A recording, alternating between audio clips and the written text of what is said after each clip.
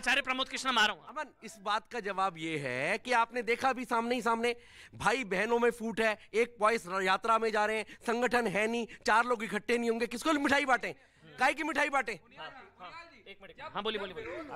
हाँ एक मिनट, देखिए, सही है, एक मिनट। देखिए, बहुत सारे आचार्य जी आ रहा हूं आपके पास। बहुत सारे बातें हुई, लेकिन इस चुनावों में एक बात समझने वाली है कि 2024 में आएंगे तो मोदी ही, इस बात का पूरे देश में जो गुंजायमान हो रहा है उससे कोई नकार नहीं सकता। आचार्य श्री सामने हैं, मैं इनसे खुद पूछना चाहता हूं, यदि कांग्रेस इतनी ही सीरियस होती, वो सच में चाहती कि लड़ना है हमने, तो क्या ये भारत जोड़ो यात्रा का रूट जो है वो इन चुनावी राज्यों से नहीं होता? इन्होंने कहा कि बहुत पवित्र यात्रा। हिमाचल में जश्न की तस्वीरें दिखी नहीं वैसे अशोक भाई, हिमाचल की जश्न की तस्वीरें कहीं नहीं दिखी है वैसे।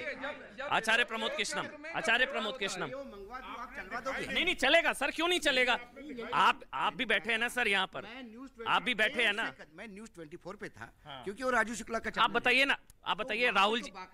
राहुल जी, प्रियंका जी, सोनिया गांधी, कोई आया सामने? प्रधानमंत्री आए, एक मिनट प्रेस कॉन्फ्रेंस करने में पैसे नहीं लगे। जैसा बीजेपी करेगा वैसा कांग्रेस करना जरूरी है, जरूरी है। तो फिर खुशी, चलिए आचार्य जी। 3 राज्यों में जब चुनाव हुए तो क्या राहुल गांधी आके बाहर डाल? देखिए, एक प्रेस कॉन्फ्रेंस करनी तो बनती है। आप बता दीजिए हमारे साथ क्या हुआ, कैसे चुनाव रहा। प्रेस कॉन्फ्रेंस में तो लड्डू भी नहीं, उसमें पैसा भी नहीं लगता। मीडिया में एक ट्वीट कर दीजिए, सब लोग आ जाएंगे। हिमाचल में हुआ, वहाँ दिक्कत ये है कि वहाँ पे तो प्रेस कॉन्फ्रेंस शुरू हो गई है, वहाँ पे हिमाचल में हो गई है। प्रतिभा सिंह कह रही है मुझे बनाओ, उनका लड़का कह रहा है मम्मा को बनाओ। वहाँ पे कि मुख्यमंत्री किसे बनाए? अच्छा आचार्य जी 30 सेकंड, आचार्य जी 30 सेकंड, आचार्य जी 30 सेकंड। हाँ देखिए अमन चोपड़ा जी, ये जो बात है जिसको एक सज्जन ने उठाया कि प्रियंका जी का हिमाचल प्रदेश के चुनाव की कमान संभालना, सचिन पायलट जी का वहाँ रहना और राहुल गांधी जी की ब्लेसिंग। चलिए आचार्य जी मैं आपके पास आऊंगा, लेकिन प्रधानमंत्री नरेंद्र मोदी ने जीत के बाद क्या कुछ कहा आज कार्यकर्ताओं को संबोधित करते हुए बीजेपी के, वो एक बार सुन लीजिए। इस बार वाकई गुजरात ने तो कमाल ही कर दिया है।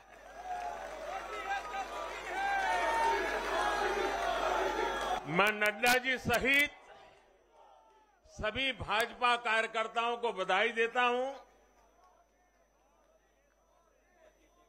और विशेष रूप से मैं गुजरात की जनता को भी नमन करता हूं। चुनावों के दौरान मैंने गुजरात के भाई बहनों और युवाओं से कहा था कि इस बार नरेंद्र का रिकॉर्ड टूटना चाहिए,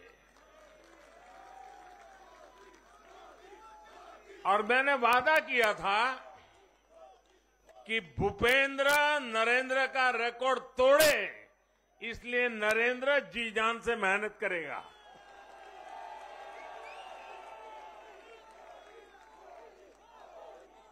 और गुजरात की जनता ने तो रिकॉर्ड तोड़ने में भी रिकॉर्ड कर दिया।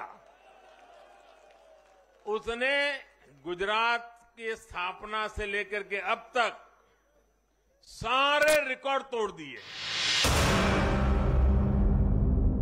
हिमाचल के चुनाव में 1% से भी कम अंतर से ये हार जीत का फैसला हुआ है।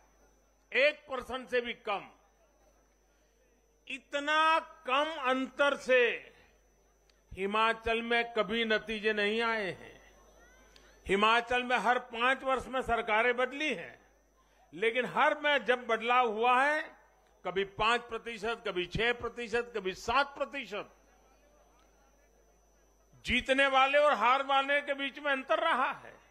इस बार 1% से भी कम, इसका मतलब है कि जनता ने भी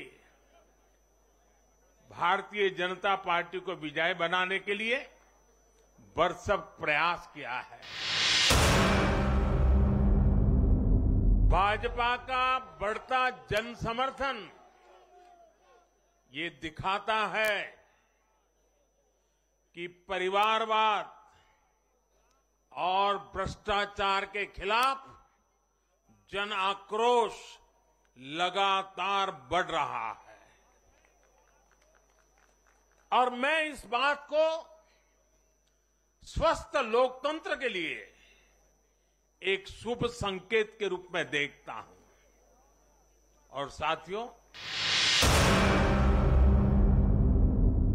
2.5 दशक से निरंतर सरकार में रहने के बावजूद इस प्रकार का प्यार अभूतपूर्व है, अद्भुत है। लोगों ने जाति, वर्ग, समुदाय और हर तरह के विभाजन से ऊपर उठकर भाजपा को वोट दिया है। भारतीय जनता पार्टी गुजरात के हर घर का हिस्सा है, गुजरात के हर परिवार का हिस्सा है। आज के जनादेश में एक और संदेश है।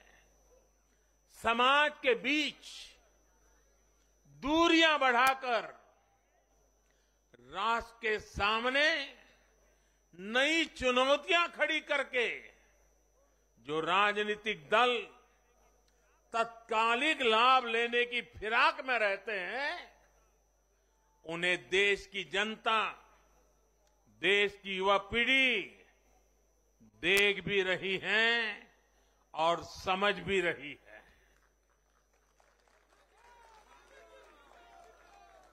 भारत का भविष्य फॉल्ट लाइंस को बढ़ा करके नहीं, फॉल्ट लाइंस को गिराकर ही उज्जवल बनेगा। कभी भाषा की दीवार, कभी रहन सहन, कभी क्षेत्र, कभी खान पान, कभी ये वर्ग, कभी वो वर्ग। लड़ने के लिए तो सैकड़ों वजह हो सकती हैं, लेकिन जुड़ने के लिए एक वजह ही काफी है। ये मातृभूमि, ये धरती, ये देश, ये हमारा भारत। ये बात स्पष्ट है कि देश आज शॉर्टकट नहीं चाहता। देश का मतदाता आज इतना जागरूक है कि क्या उसके हित में है, क्या उसके अहित में है, वो अच्छी तरह जानता है। देश का वोटर जानता है कि शॉर्टकट की राजनीति का कितना बड़ा नुकसान देश को उठाना पड़ेगा।